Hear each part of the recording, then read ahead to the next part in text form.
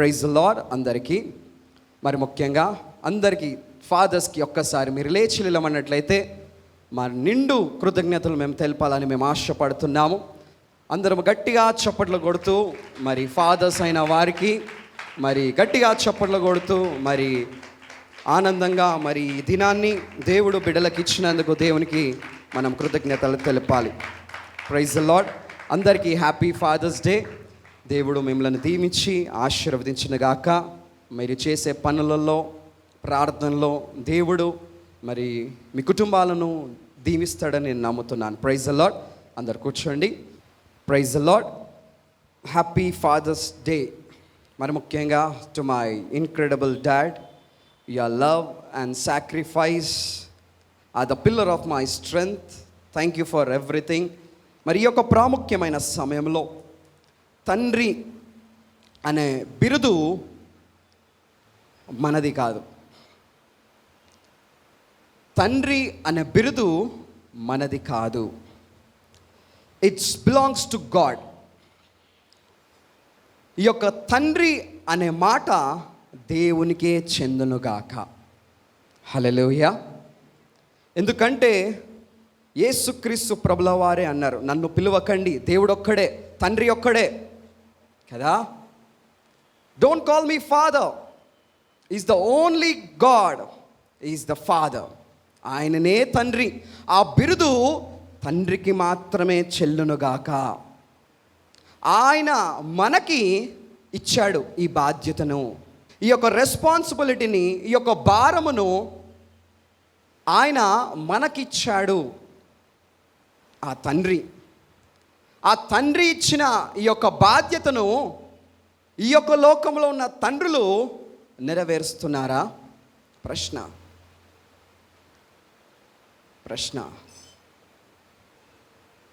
దేవునికి ఎంతో భారం ఉన్నది ఆయన పిల్లల ఎడల కదా. లోకానుసారంగా ఉన్న తండ్రులకు కూడా ఎంతో భారం ఉన్నది మీ పిల్లల ఎడల. కాబట్టి ఈ యొక్క తండ్రి అనే బిరుదు మాత్రము దేవునిదే. ఆయన మనకిచ్చాడు. కాబట్టి జ్ఞాపకం పెట్టుకొని ఫాదర్ లేడు అనకండి. నా తండ్రి ఉన్నాడు పరలోక రాజ్యంలో. హల్లెలూయా. అందరికీ తండ్రి ఆయన కదా. నీకు తండ్రి, నాకు కూడా తండ్రే. కాబట్టి ఆ బిరుదు కేవలము నా దేవునికే చెల్లునుగాక. హల్లెలూయా. ఈ సమయంలో యేసుక్రీస్తు ప్రభుల వారు మరి ఒక చక్కని తండ్రి గురించి మనకు పరిచయం చేశాడు. పరిశుద్ధ గ్రంథంలో మనము ఎన్నోసార్లు పరలోకమందున మా తండ్రి అని ఎన్నోసార్లు మనం జ్ఞాపకం చేసుకున్నాం. దాని తర్వాత ఎక్కువగా మనం విన్నది, చూసింది, లేదా సండే స్కూళ్ళల్లో, VBSలలో మనము ఈ యొక్క స్టోరీని కూడా ఎన్నోసార్లు మనం విన్నాం. యేసుక్రీస్తు ప్రభుల వారు కూడా ఈ తండ్రి గురించి చాలా చక్కగా బోధించాడండి. ఈ తండ్రి గురించి చాలా చక్కగా బోధించాడు. ఈ యొక్క తండ్రి కూడా చాలా ఇన్స్పైరింగ్గా ఉన్నాడు అనేక మంది తండ్రులకు. ఈ యొక్క తండ్రి గురించి చదువుతుంటే ఈ యొక్క వచనంలో, ఈ యొక్క అధ్యాయంలో మనము చూసినట్లయితే లూకా సువార్త 15వ అధ్యాయంలో 11 నుండి మనం గమనించినట్లయితే ఈ యొక్క అధ్యాయంలో తల్లి మాట ఉండదు, తల్లి స్వరం ఉండదు. కేవలము తండ్రి కుమారుల మధ్యలో ఉన్న ఆ ఒక కాన్వర్జేషనే ఇక్కడ మనకు వినిపిస్తుంది. ఆ కమ్యూనికేషనే ఇక్కడ మనకు వినిపిస్తుంది. చూడండి, యేసుక్రీస్తు ప్రభుల వారు ఈ యొక్క తండ్రి గురించి చాలా చక్కగా వివరించాడు. లూకా సువార్త 15వ అధ్యాయము 11, 12 వచనాన్ని మనము ధ్యానించినట్లయితే చూడండి, ఒకసారి మనం చదువుకుందాము. మరియు ఆయన అంటే యేసు ఇట్లనెను, ఒక మనిషినికి 2 కుమారులుండిరి. వారిలో చిన్నవాడు, తండ్రి ఆస్తిలో నాకు వచ్చు భాగమిమ్మని తన తండ్రిని అడగగా అతడు వారికి తన ఆస్తిని పంచిపెట్టెను. పంచిపెట్టెను. ఎంత చక్కగా ఈ యొక్క పారబుల్లో యేసుక్రీస్తు ప్రభుల వారు పరిశుద్ధాత్మ దేవుడు రాయించాడు. ఒక మనుషునికి 2 కుమారులు ఉండిరి. వారిలో చిన్నవాడు ఆస్తిని అడుగుతున్నాడు. ఏమడుగుతున్నాడు? ఆస్తిని అడుగుతున్నాడు. నా భాగము నాకు ఇవ్వయ్యా, తండ్రిని నా భాగము నాకు ఇవ్వు అని తన తండ్రిని అడగడం ప్రారంభించాడు. అప్పుడు తండ్రి ఏం చేశాడు? అడిగినది ఒకళ్ళు, ఇచ్చింది 2. వారికి తన ఆస్తిని పంచిపెట్టెను. వారికి అంటే 2. అడిగిందేమో చిన్నవాడు, ఇచ్చిందేమో 2. అనగా పెద్దవాడికి ఇచ్చాడు, చిన్నవాడికి కూడా ఇచ్చాడు. గమనించాలి నా ప్రియ సంగమా.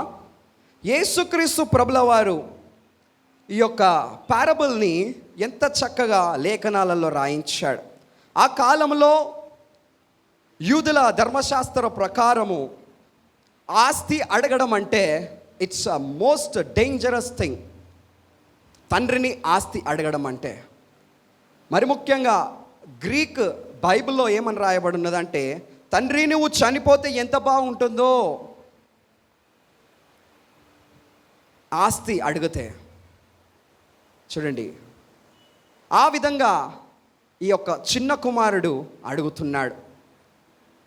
ఈ కాలంలో ఈ రోజులలో కూడా ఆస్తి తగాదాలు ఎన్నో జరుగుతున్నాయి కదా.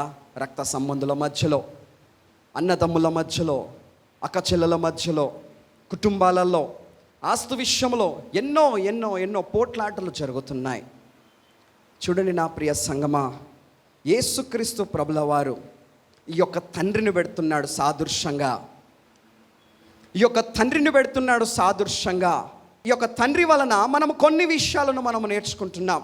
ఎన్నోసార్లు ఈ యొక్క అధ్యాయాన్ని మనం ధ్యానించాము, ఎన్నోసార్లు మనం ఈ యొక్క వాక్యాన్ని విన్నాము. కానీ ఈ యొక్క తండ్రి ద్వారా కొన్ని విషయాలను మనం నేర్చుకుందాం ఈ యొక్క సాయంకాల సమయంలో.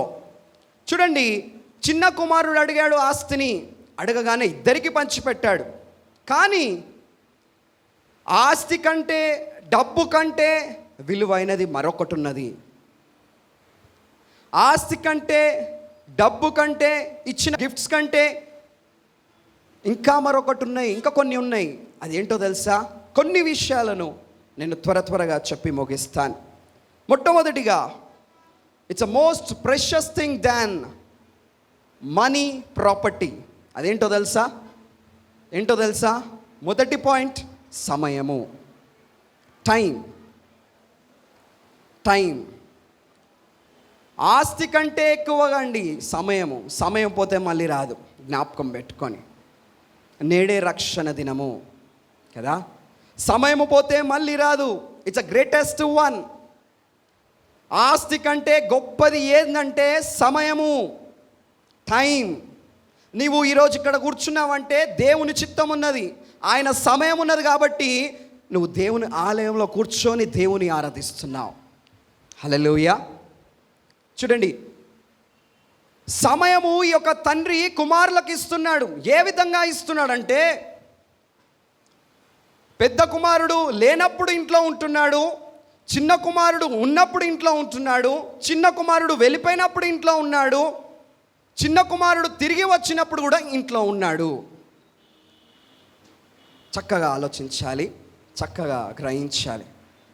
ఏ విధంగా సమయం ఇచ్చాడు ఈ యొక్క తండ్రి అంటే, పెద్ద కుమారుడు పొలంకు వెళ్ళినప్పుడు తండ్రి ఉన్నాడు, చిన్న కుమారుడు ఇంట్లో ఉండి పనులు చేస్తున్నప్పుడు తండ్రి ఉన్నాడు, చిన్న కుమారుడు వెళ్ళిపోయినప్పుడు తండ్రి ఉన్నాడు, చిన్న కుమారుడు తిరిగి వచ్చినప్పుడు కూడా తండ్రి ఉన్నాడు. అనగా ఆ ఒక తండ్రి సమయాన్ని పిల్లలతోని కేటాయించాడు.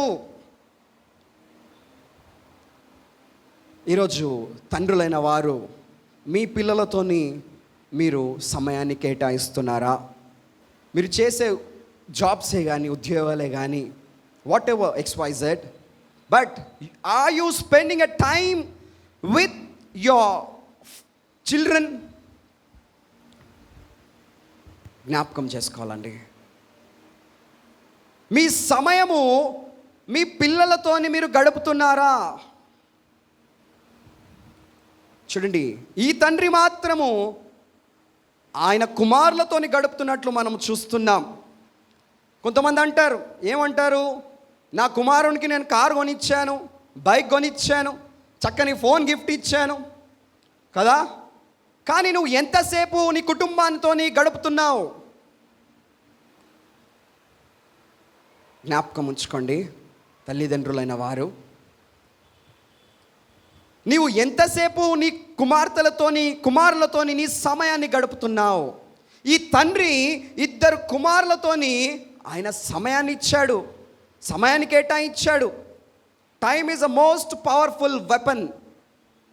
తెలుసా, చాలా పవర్ఫుల్ వెపన్. అందరినీ మార్చేస్తుంది. అందుకోసమే తండ్రులైన వారు మీ యొక్క సమయాన్ని మీ పిల్లలతోని గడపడానికి ప్రయత్నం చేయండి. ప్రతి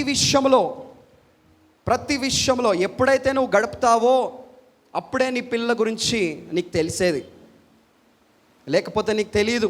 అందుకోసమే యేసుక్రీస్తు ప్రభుల వారి యొక్క తల్లిగారు మరియమ్మ, ఆయన పుట్టినప్పుడు ఆయనతోనున్నది, ఆయన చనిపోయినప్పుడు ఆయనతోనున్నది, యేసయ్య తిరిగి లేచినప్పుడు కూడా ఆయనతోనున్నది. తల్లి పాత్ర చాలా గొప్పది. నేనంటాను, తల్లి ఏ విధంగా ఉన్నదో తండ్రి కూడా అదే విధంగా ఉండాలి. హల్లెలూయా. తల్లి ఏదైతే స్థానము తీసుకుందో తండ్రి కూడా అదే స్థానము తీసుకోవాలి. చూడండి, చాలా గొప్ప ప్లేస్ అది, ఫాదర్ ప్లేస్.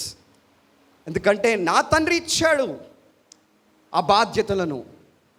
కుమారుడు నిన్ను కోరుకున్నప్పుడు ఉండాలి, కుమారుడు నిన్ను కోరనప్పుడు నువ్వు ఉండాలి, కుమారుడు వెళ్ళిపోయినప్పుడు కూడా నువ్వు ఉండాలి, కుమారుడు ఏడ్చినప్పుడు కూడా నువ్వు ఉండాలి, కుమారుడు సంతోషించినప్పుడు కూడా నీవు ఉండాలి. అనగా నీ యొక్క సమయము నీ యొక్క కుమారునితోని నువ్వు గడపాలి. అదే మొట్టమొదటిగా సమయము. ఈ యొక్క తండ్రి మొట్టమొదటిగా ఆయన కుమారులకు ఏమిస్తున్నాడు? సమయాన్ని ఇస్తున్నాడు. రెండవదిగా మనం చూసుకుందాం. రెండవదిగా ఏమిచ్చాడంటే, ఏం నేర్పించాడంటే, ఈ యొక్క అధ్యాయంలో అందరికీ తెలిసిందే ఏం నేర్పించాడంటే, ఈ యొక్క తండ్రి కుమారులకు పని నేర్పించాడు. ఏం నేర్పించాడు చెప్పాలి బిగ్గరగా? పని నేర్పించాడు.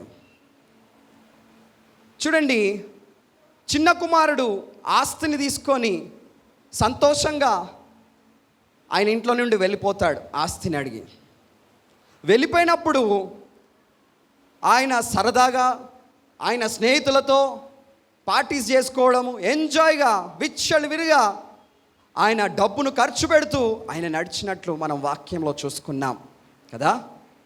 అప్పుడు డబ్బు అయిపోతుంది, స్నేహితులు వెళ్ళిపోతారు, అందరూ విడిచిపెట్టి వెళ్ళిపోతారు, ఒంటరిగా ఉంటాడు. ఆ సమయంలో ఆకలి అవుతుంటుంది ఆయనకి, తినకపోతే చనిపోతారు కదా. ఆ విషయం చాలా బాగా తెలుసు ఆ కుమారునికి. ఆకలి అవుతుంటుంది, ఏం చేయాలో అర్థం కాదు, డబ్బు లేదు, ఏం లేరు, వచ్చిన స్నేహితులు కూడా వెళ్ళిపోయారు. చూడండి, అప్పుడు ఆయన ఏం చేస్తాడో తెలుసా? పందులు మేపే ఆ ఒక శాలలో ఆ యజమానుడి దగ్గరికి వెళ్ళి, నేను ఏ పనన్నా చేస్తాను. పనిని వెతుకున్నాడు ఆ చిన్న కుమారుడు. ఎక్కడా? పందులు మేసే దగ్గర. యూదుల సాంప్రదాయ ప్రకారము యూదులు అలాంటి పనులు చేసేవారు కారు, వాళ్ళది ఉన్నతమైన స్థానము. కానీ సిగ్గుపడకుండా ఈ యొక్క చిన్న కుమారుడు ఆ పందుల శాలలో ఆయన పని చేస్తున్నాడు. సిగ్గుపడలేదు పని చేయడానికి. అదేవిధంగా చిన్న కుమారుడే కాదండి, పెద్ద కుమారుడు కూడా పని చేస్తున్నాడు. చిన్న కొడుకు రాగానే పెద్ద కుమారుడు ఎక్కడి నుండి వస్తున్నాడు? పొలములో నుండి. అనగా ఆయన కూడా పని చేసి కష్టపడి గృహానికి వస్తున్నాడు. చూడండి, అనగా ఈ యొక్క తండ్రి నేర్పించింది పిల్లలకి ఏంటంటే పని, వర్క్. ప్రపంచంలో గొప్పవారి కూడా మనం గమనించినట్లయితే అంత చదువుకోలేదు కానీ పనిమంతులు. గొప్పవారిని మనం గమనించినట్లయితే అంత చదువులేదండి కానీ పనిమంతులు. ముఖేష్ అంబానీ వాళ్ళ నాన్నగారు పెట్రోల్ బంక్లో పని చేశాడు. చూడండి, is one of the richest person in India, in the world to. కదా, పిల్లలకు చదువు కంటే ఎక్కువ పని అంటాను నేను. కదా, పిల్లలకు మనం ఏం నేర్పించాలి? పని నేర్పించాలి. అందుకోసమే సిగ్గుపడకుండా ఈ చిన్న కుమారుడు పందులు మేసే ఆ ఒక శాలలో ఈయన కూడా పని చేశాడు. తండ్రి నేర్పించింది పని. మొట్టమొదటిగా ఏంటండి? సమయము. రెండవది పని. కాబట్టి మీ పిల్లలకు మీరు పనులు నేర్పించండి. నేను కూడా ఎన్నో పనులు చేశాను. మీరు నమ్ముతారో నమ్మరో, మొన్న పాస్టర్ గారు మీరందరూ ఇడిచిన చెప్పులు సరి చేస్తాడు. మాకు అవే నేర్పించాడు, మేము కూడా సరి చేస్తాం. పాస్టర్ గారు వాష్రూమ్స్ గడిగేవారు చర్చ్వి. నేను కూడా వాష్రూమ్స్ గడుగుతాను, నేను కూడా ఉక్కుతాను, నేను కూడా సంఘమంతా క్లీన్ చేస్తాను. యూత్ మీటింగ్ అయిపోగానే మేమందరం ఒక్కొక్క పని చేస్తాము. సిగ్గుపడము దేవుని పని చేయడానికి. దేవుని పని చేయడానికి సిగ్గుపడము. మా కాపరి గారు ఆ విధంగా మాకు నేర్పించారు. సిగ్గుపడకుండా మేము చేస్తాం దేవుని పని. అదేవిధంగా ఇంటి పని కూడా నేర్చుకోవాలి. ఈ తండ్రి కుమారుడు ఇంట్లో ఉన్నప్పుడు పని చేశాడు, కుమారుడు వెళ్ళిపోయినాక కూడా పని చేశాడు. రెండవదిగా పని చాలా ప్రాముఖ్యమైంది. మూడవదిగా ఆయన ఏమిచ్చాడు అని ఆలోచిస్తే ఆయన స్వేచ్ఛనిచ్చాడు. ఫ్రీడమ్,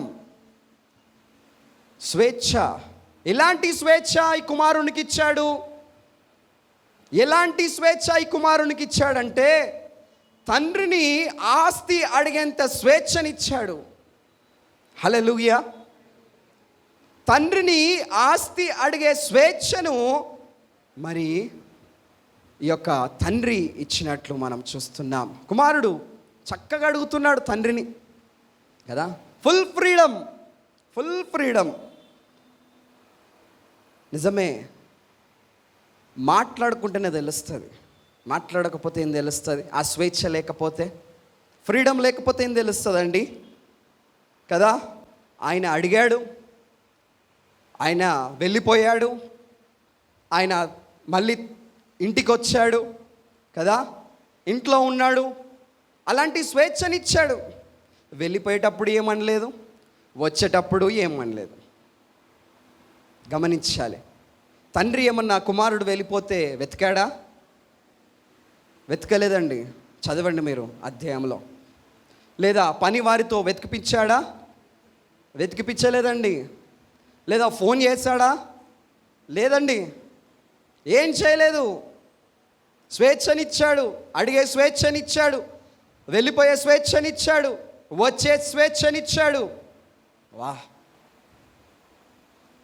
ఎంత మంచి తండ్రినా. ఈ కాలంలో మన కూతుర్లకే కానీ కుమారులకే కానీ స్వేచ్ఛనిస్తున్నామా? ఎలాంటి స్వేచ్ఛ అనగా మనం ఆలోచిస్తే దైవికమైన స్వేచ్ఛ. హల్లెలూయా. స్వేచ్ఛ అనగానే అన్న బాగా చెప్తున్నాడు, మమ్మీ డాడీ నన్ను వదిలేసేయండి, నేను తిరుగుతాను ఇంకా రోడ్ల మీద. ఆ స్వేచ్ఛ కాదండి, ఆ స్వేచ్ఛ కాదు, దైవికమైన స్వేచ్ఛ. ఈ తండ్రి విడిచిపెట్టాడు, బట్ ఈవెన్ దో ఈ కేమ్ బ్యాక్, ఆ స్వేచ్ఛను కూడా ఇచ్చాడు. స్పిరిచువల్ వేలో మరి యొక్క తండ్రి మరి కుమారులను నడిపించినట్లు మనం చూస్తున్నాం. అలాంటి స్వేచ్ఛను ఆయన ఇచ్చాడు. చూడండి, దేవుడు కూడా చెప్పినట్లు అబ్రహాము విన్నాడు. నువ్వు ఈ ప్రాంతాన్ని వదిలిపెట్టి నువ్వు వెళ్ళిపో అంటే ఆయన కూర్చోలేదు. ఆయన ఆ స్థలమును వదిలిపెట్టి దేవుడు చూపించే దేశానికి ఆయన వెళ్ళిపోయాడు. అలాంటి స్వేచ్ఛనిచ్చాడు. హల్లెలూయా, హల్లెలూయా. కాబట్టి తండ్రి కుమారులకు ఏమిచ్చాడు? స్వేచ్ఛనిచ్చాడు, ఫ్రీడమ్. నా ప్రియ సంగమా, ఈ సమయంలో మనము మొట్టమొదటిగా సమయము నేర్చుకున్నాం. రెండవది పని. ఏంటండి? పని. మూడవది ఏంటి? స్వేచ్ఛ. నాలుగవది ఈ యొక్క అధ్యాయంలో నేను గమనించింది ఏంటంటే, ఈ యొక్క తండ్రి ఇచ్చింది, ఈ యొక్క తండ్రి స్వీకరించింది, ఈ యొక్క తండ్రి కుమారుణ్ణి అంగీకరించాడు. ఏం చేశాడు? అంగీకరించాడు. ఏ విధంగా అంగీకరించాడు? ఏ విధంగా అంగీకరించాడండి? ఆయన తిరిగి వచ్చాడు. ఆయన ఆస్తిని కోల్పోయాడు, డబ్బును కోల్పోయాడు, స్నేహితులను కోల్పోయాడు, ఆయన అంతా కోల్పోయాడు. But even though father accepted the son. Hallelujah. తండ్రి చిన్న కుమారుణ్ణి అంగీకరించాడండి. నిజమే, నేను కొన్ని విషయాలలో కొన్ని అంశాలు, ప్రార్థన అంశాలు నా దగ్గరకు వస్తుంటాయి, పాస్టర్ గారి దగ్గరకు వస్తుంటాయి. కొన్ని సంవత్సరాలుగా తండ్రి వచ్చి చెప్తుంటాడు, నా కుమారుడు నాతో మాట్లాడట్లేదు. ఏదో చిన్న కొట్లాటలలో, ఏదో మాటలు అనుకుంటా అది సంవత్సరాలకు మాట్లాడుకోకుండా సంవత్సరాలుగా కుమారులే కానీ, కూతురులే కానీ, తండ్రులే కానీ ఉండిపోతారండి. కానీ ఈ తండ్రి మాత్రము క్షమించి ఆ చిన్న కుమారుణ్ణి అంగీకరించాడు. హల్లెలూయా. దేవుడు మీతోని మాట్లాడుతున్నాడు. ఈ సమయంలో ఆ విధంగా నువ్వు ఉంటే నీవు కూడా క్షమించి అంగీకరించాలి. ఎప్పుడైతే నువ్వు క్షమాపణ కోరుతావో అప్పుడే నీకు నిజమైన రక్షణ. చూడండి, మరి తండ్రి యాక్సెప్ట్ చేసి కుమారుణ్ణి అంగీకరించినట్లు మనము చూస్తున్నాం. నిజమే, ఈ యొక్క అంగీకరణ మనకు చాలా అవసరము. ఆయన సమయం గురించి వెయిట్ చేసి ఆయన రిటర్న్ కాగానే, చిన్న కుమారుడు రిటర్న్ కాగానే ఆయనను యాక్సెప్ట్ చేసి గొప్ప పండుగను ఆయన చేసినట్లు ఈ యొక్క అధ్యాయంలో మనం చూసుకున్నాం కదండి. కాబట్టి అంగీకరించడము మనము నేర్చుకోవాలి. 4 పాయింట్లు మనం నేర్చుకున్నాం. మొట్టమొదటిగా సమయము, రెండవదిగా పని, మూడవదిగా స్వేచ్ఛ, నాలుగవది అంగీకరణ. ఈ యొక్క సమయంలో ఈ యొక్క తండ్రి ఐదవది ఏం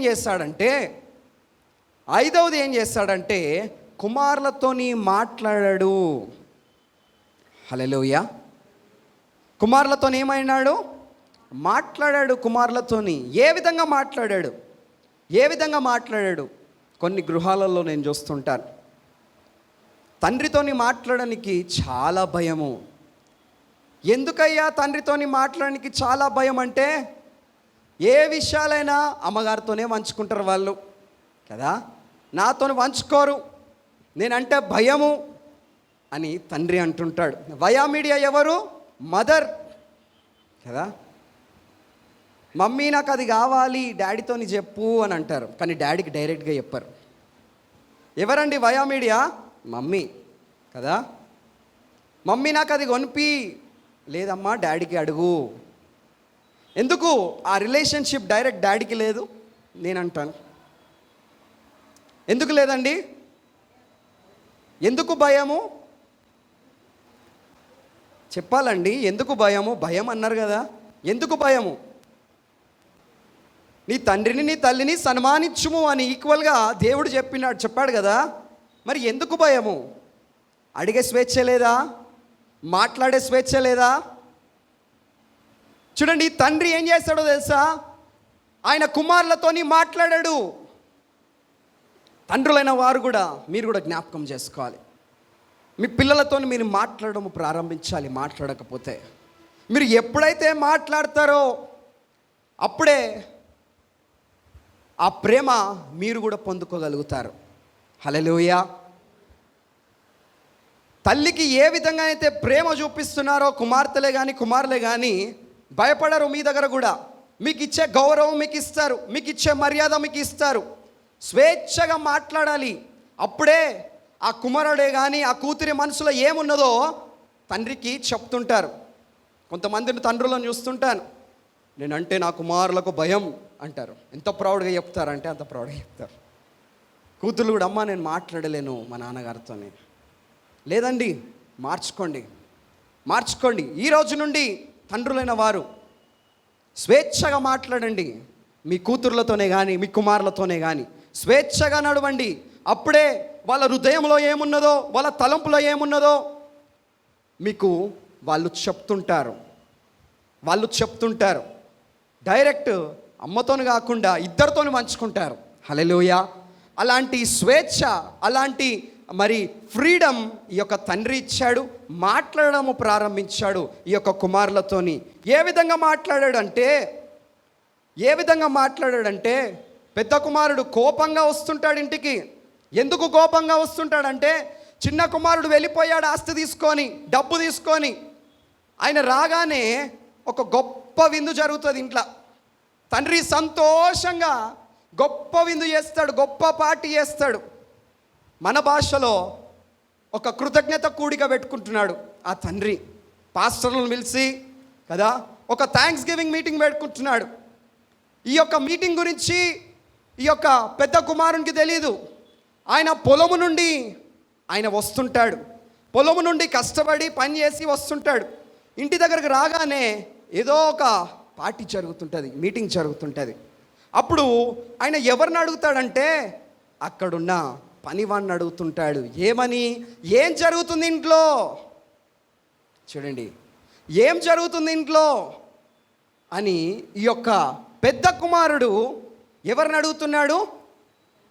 చెప్పాలి. ఎవరిని అడుగుతున్నాడు? పనివాడిని అడుగుతున్నాడు, వాచ్మెన్ అడుగుతున్నాడు.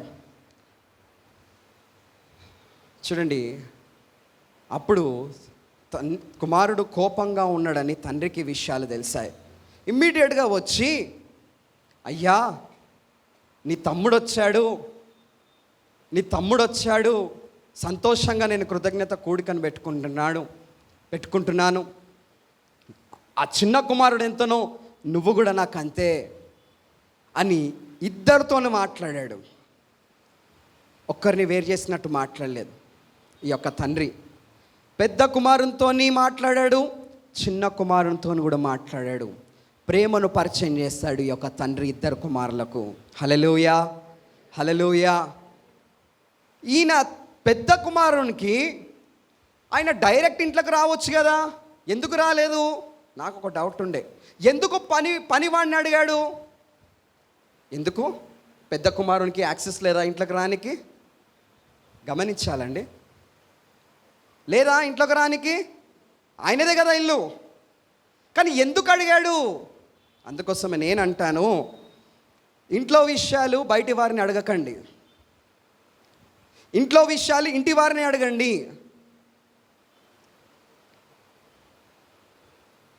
ఇంట్లో విషయాలు బయటి వారిని అడగకండి, పొరపాటున మీరు అడగకండి. ఇంట్లో విషయాలు ఇంటి వారిని అడగండి. బయట వారిని అడిగితే నువ్వు 1 అంటే వాళ్ళు 10 అంటారు. చూడండి, కాబట్టి ఇంట్లో విషయాలు ఇంటి వారిని అడగండి, బయటి వారిని అడగకండి. ఈ యొక్క పెద్ద కుమారునికి అవసరం లేదు పనివాడిని అడగడానికి, కానీ ఆయన అడిగాడు. అయినా తండ్రి పరిగెత్తి వచ్చాడు, పెద్ద కుమారుడు వచ్చాడని. వచ్చి పెద్ద కుమారునితో కూడా మాట్లాడి అక్కడ ఆయన ప్రేమను పరిచయం చేసి ఇంట్లోకి తీసుకొచ్చాడు.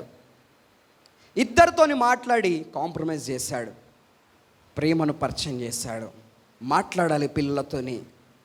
మీరు మాట్లాడితేనే వాళ్ళ మనసులో ఏమున్నదో మీకు తెలుస్తుంది, వాళ్ళ హృదయంలో ఏమున్నదో తెలుస్తుంది. లేదు నేను మాట్లాడను అంటే మీకేం తెలీదు. కాబట్టి కమ్యూనికేషన్ చాలా ఇంపార్టెంట్. పిల్లల మధ్యలో, కుటుంబం మధ్యలో చాలా ఇంపార్టెంట్. చూడండి, ఆ కమ్యూనికేషన్ ఉన్నది కాబట్టి ఈ యొక్క తండ్రి ఇద్దరిని సరి చేశాడు. పెద్ద కుమారుని సరి చేశాడు, చిన్న కుమారుని కూడా సరి చేశాడు. నా ప్రియ సంగమా, ఈ యొక్క చక్కని సమయంలో మనము 5 విషయాలను మనము నేర్చుకున్నాము.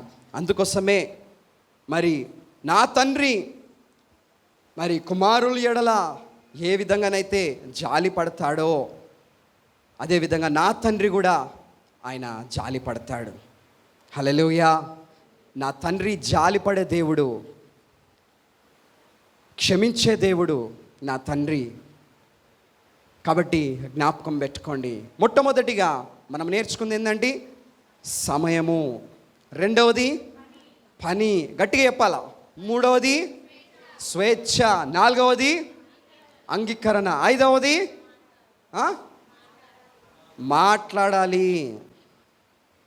సమాధానపరిచాడు ఈ యొక్క తండ్రి 2 కుమారులను. మరి ముఖ్యంగా యేసుక్రీస్తు ప్రభుల వారు చాలా చక్కగా ఈ యొక్క లూకా సువార్తలో 15వ అధ్యాయంలో తండ్రి కుమారుల ఎడల ఉన్న ఈ యొక్క కథను చక్కగా వివరించాడు.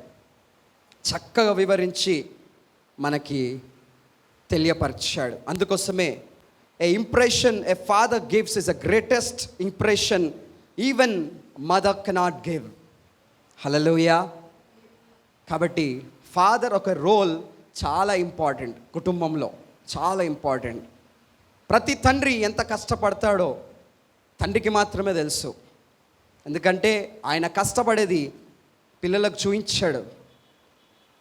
ఆయన తినకపోయినా ఇంటికి ఆయన ఏదో ఒకటి తీసుకొస్తాడు కదా. అలాంటి బాధ్యత నా తండ్రి లోకంలో ఉన్న తండ్రులకు ఇచ్చాడు.